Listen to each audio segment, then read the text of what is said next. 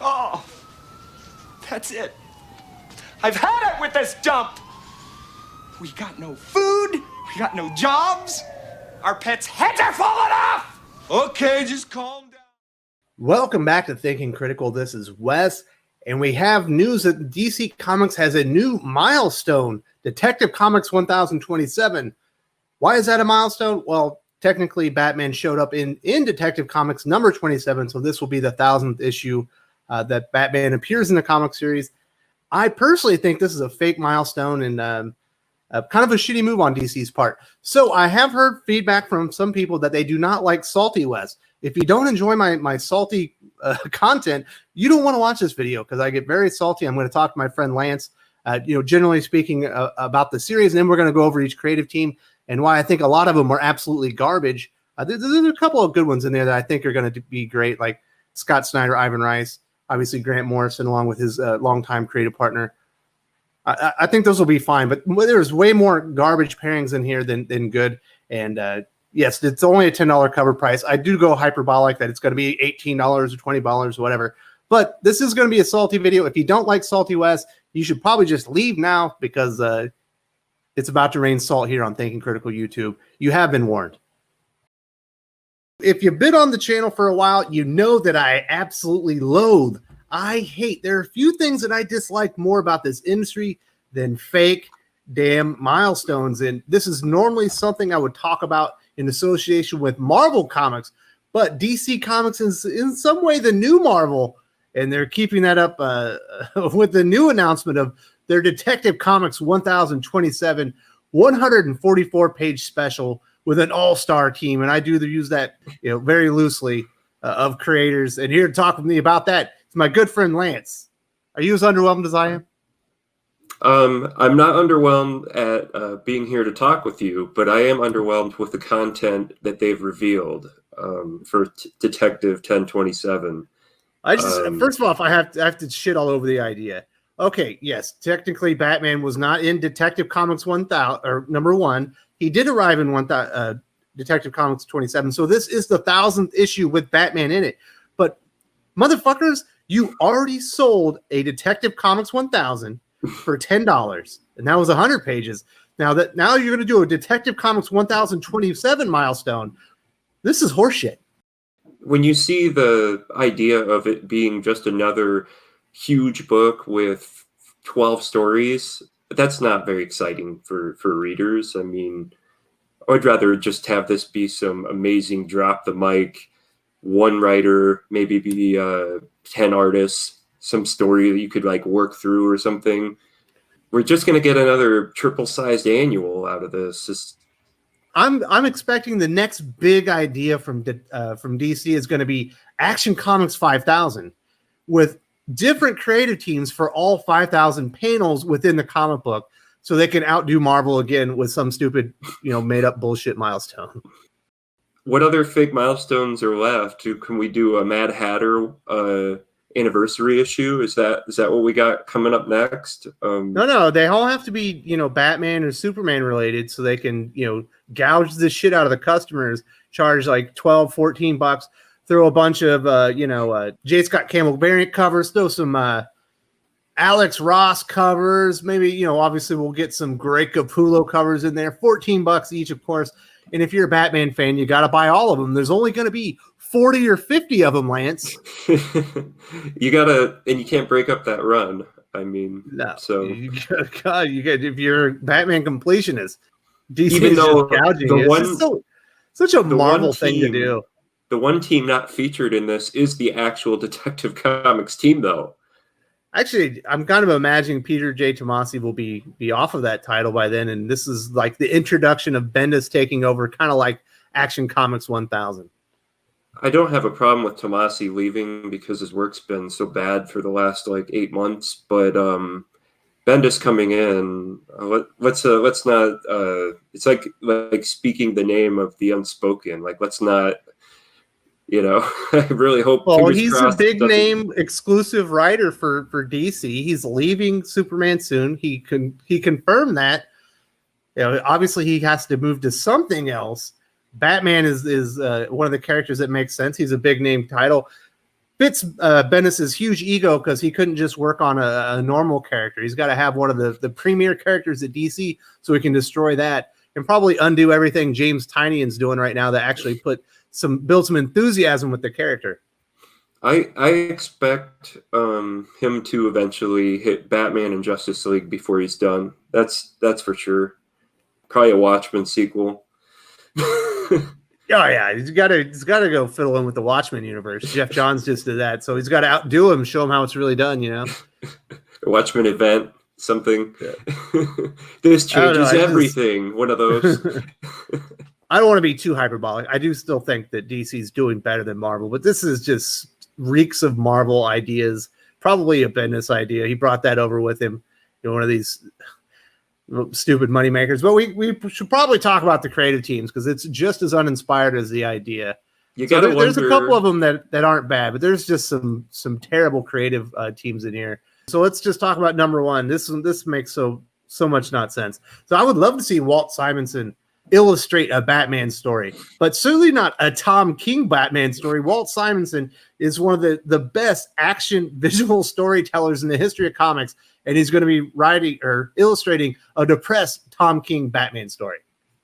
Jeez. Yeah, and for a guy who's also an accomplished writer, much more so than Tom King is, I see no reason to pair him with a writer. Unless it's his wife. Oh yeah. Well, I mean, it's him and his wife. She wants to write it. Anybody else. Bombast imagery. Tom King's going to write a really depressing, boring Batman story, which is his hallmark, and then Walt Simonson's going to be scratching his head saying, "How do I make $1 out of 15 cents here?" You have to imagine when you read bad stories, because I just read the Joker special. His artists don't typically look great because he doesn't give them much to work with. Well, unless it's Clayman, he can make anything look good. All right, so let's move on. We already talked about Brian Michael Bendis. Yes, he will be on this Detective Comics, and I'm saying it here. I'm 50-50 that this will be the launch of Brian Michael Bendis, along with the artist David Marquez, on Detective Comics moving forward. Now, obviously, Bendis and Marquez have worked together in the past. Marquez is a great artist. He was a huge get for DC Comics, and I think he's done great things so far. But as far as I'm concerned, he has far surpassed Brian Michael Bendis. At this time, he's a far better artist than Bendis is a writer. I can't imagine Bendis doing anything interesting with the character. This isn't something I'm looking forward to, and it feels like another waste of a great artist with David Marquez. I agree. Marquez, I've always wanted to buy his comics, but they're always written by Bendis. I thought his Iron Man looked spectacular, but I just knew I would not enjoy it, flipping through it and seeing the endless quipping thought bubbles and stuff. Let's wipe out David Marquez's beautiful art with endless word bubbles. That's what we all want. And who wouldn't want to see him do all the cool bat gadgets and I mean, he's done a little bit on the Batman Superman series. It looks terrific. Would love to see solo Batman by him, but not like this. Like I said, I do think this will probably be the launch of the new Detective Comics creative team off of the new Milestone 1027, likely to cost $17, $18. Now, we've got the reverse here. This is a great writer with an artist that makes no sense with him. It's Marv Wolfman along with Emanuela Lupacchino with Bill Sienkiewicz on the art. Now, Bill Sienkiewicz is certainly a great artist, but he is definitely not a traditional style artist. Marv Wolfman is definitely a classic DC storyteller, and they're giving one of the more unique artists that definitely doesn't fit Marv Wolfman's writing style. He's not a classic artist. Makes no sense. And you see that DC just had Garcia Lopez on the Joker special. Why not give him a call? Those two worked together back in 70s and 80s. I agree. You're going to get a very expressive, scratchy, crazy Vertigo style thing with Sienkiewicz, and you're going to get a very traditional script. It's going to be odd to read. Yeah, you're going to get a classic take on Batman as far as the script and dialogue, and then you're going to get the least classic take on the character as far as the visuals. It's not going to match. I've seen Sienkiewicz even do some of the Ninja Turtle stuff with Eastman scripting him and doing the layouts, and he even makes Eastman seem odd, and Eastman's already odd. Yeah. So, of all the bad pairings in here, that one probably has the chance of being the best one. Here's another one that makes no sense. Why is Mariko Tamaki touching Batman? I know she's getting the push right now, but I struggle to I don't really, I'm not familiar with the work from her. What's catapulted the career to Well, it's her destroying She-Hulk. She was doing a She-Hulk run. Yes, she made She-Hulk the most least interesting character ever. She became like a food blogger and a bunch of shit like that. Oh no. Yes, maybe Batman will be on the Food Channel in this story. Yeah, it took him 25 years to make the She-Hulk a legitimate character. Now it's just completely torn apart, huh? Yeah. Because that was a hard sell at first. I mean, it took him a long time to make her accepted because it was on the surface, such a stupid idea. But then eventually, John Byrne fixed all that. But exactly, yeah, he might as well undo it. We'll see what happens. I saw the art for that. Is it that Dan Mora? Yes, he should be fine. He's okay. He's a little anime influenced. There's a little Samurai Jack to his art, but it's all right. Yeah. So there's another one. There's two more creative teams. We'll put those together because it's Mr. and Mrs. Sudaconic. Kelly Sudaconic with John Romita Jr. and Klaus Janson. This is definitely going to be the worst story. You got one of the very worst writers, and you have John Romita Jr. So I don't know if he's past his prime, but he's so unmotivated. He's obviously been working with Brian Michael Bendis on Action Comics. That is probably enough to get anyone disenfranchised and not excited to illustrate comics. Obviously, before that, he did Frank Miller's Superman Year One, which was one of the worst stories I've ever read in my life. So he might just be down in the dumps because of what he's been illustrating. Kelly Sudaconic, Batman script, definitely ain't changing that. I really question whether or not Kelly Sudaconic has ever had anything positive to say about the character of Batman in any type of thing. I've never heard it if she did. She is a person who doesn't seem to have any reverence for the character, so why put her in here? Well, I think it's probably because of Mr. Sudaconic, Matt Fraction, with his Six Criminals creative partner, Chip Zdarsky. Obviously, I would prefer Chip Zdarsky be writing this. He'll be illustrating it. Matt Fraction, one of the great destroyer of characters in modern comics history, taking on the Batman. Thankfully, he's only got 14 pages so he can do as little damage as possible. But the worst thing is we know that he and Bendis are buddies. If Bendis is on Detective Comics, there's a good chance maybe Matt Fraction is going to be doing, I don't know, Nightwing, Red Hood, one of those characters that he can absolutely take the piss out of, just destroy, because, that's kind of his MO. I wouldn't be surprised if this is like a Batman and Robin, and we figure out which Robin he's going to absolutely crush when Brian Michael Bendis takes over a Batman title. I think you are probably 100% on that now that you say it. I mean, you imagine a Nightwing Matt Fraction where he makes it all hipstery and shit. Like, I guarantee that's the idea. Oh, yeah. And then the events between Bendis and Fraction, inevitable. Oh yeah, Nightwing decides to leave Bloodhaven because he needs to go discover himself in Seattle. Absolutely going to happen. Oh. So there's I think there's 14 creative teams, and there's far more bad than good, but there are a few of them that look pretty promising that I think will be fine. One of them is James Tynion IV, Riley Rossmo. James Tynion obviously is the Batman writer right now. Riley Rossmo, definitely not a classic Batman creator, but I think he and Tynion can probably work together. I've just read his story again to reference the Joker special, and Rossmo is without a doubt the worst artist that's drawn Batman in, I would say, 10 years. Every character has a crazy Bruce Campbell chin. Their body parts are distorted.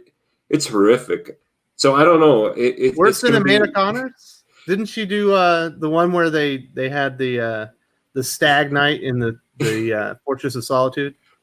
I would say pound for pound, the art is actually worse than hers. Hers was just ill-fitting of the character, but it still had shapes. Like Rosmo's art makes me feel like I'm stuck in a fun house, and I can't. There's no stability to anything, and there's hardly any detail. It definitely looks like something you would put in a kid's book rather than a $15 overpriced Milestone comic book. I'll give you that.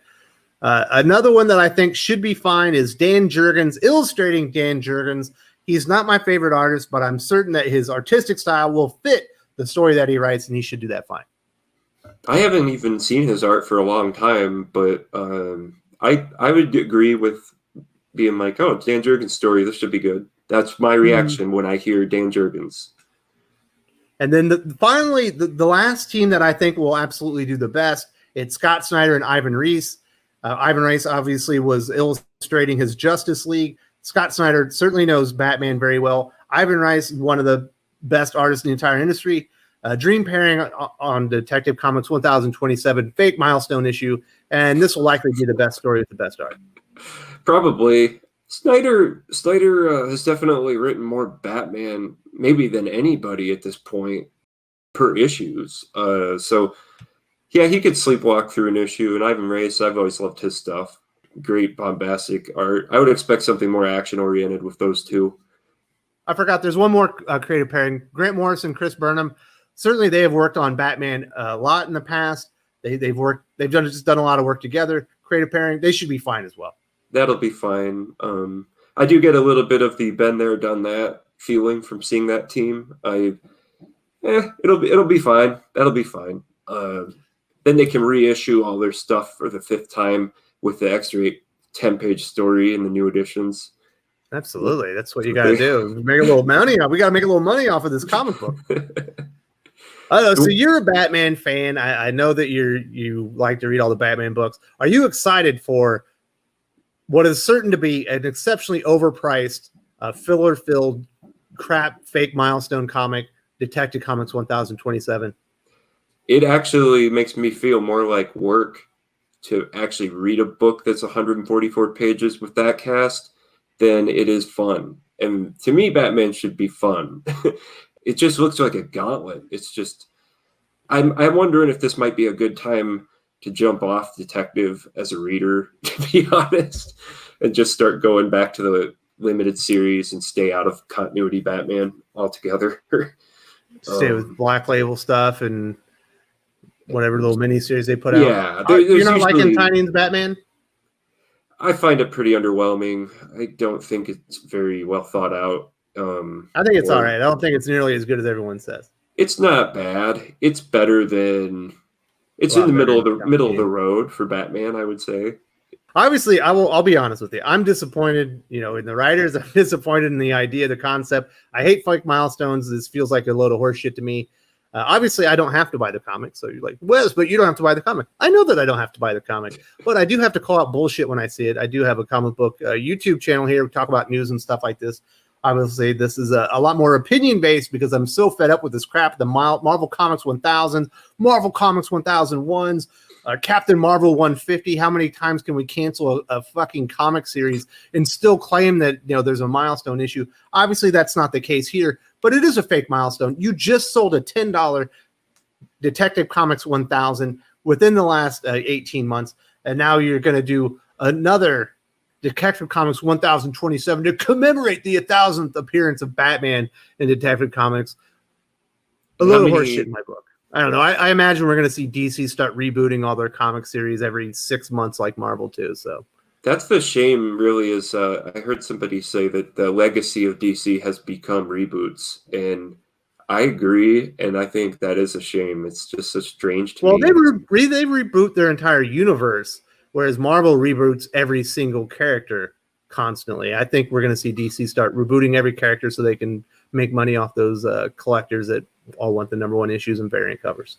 I think you also see more new characters after Punchline's success. They're probably surprised that was a big deal because I know I was. There's actually nothing good about the Punchline character, but whether or not people know that. Yes. She's not Harley Quinn. We're definitely on the time here, Lance. I appreciate your thoughts on this. What a load of horse shit. I'm certainly not excited. If you want to tell me I'm an idiot in the comment section below, go ahead. I would mention, maybe an idiot. One last team on there was an artist I absolutely love, Eduardo Riso from 100 Bullets, but sadly he's paired with Greg Rucka, so it's probably going to be a Lois Lane story that sucks.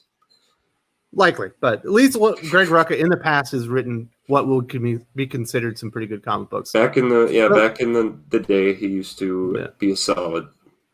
Although so did Bendis, so I guess I could have shit on Rucka too.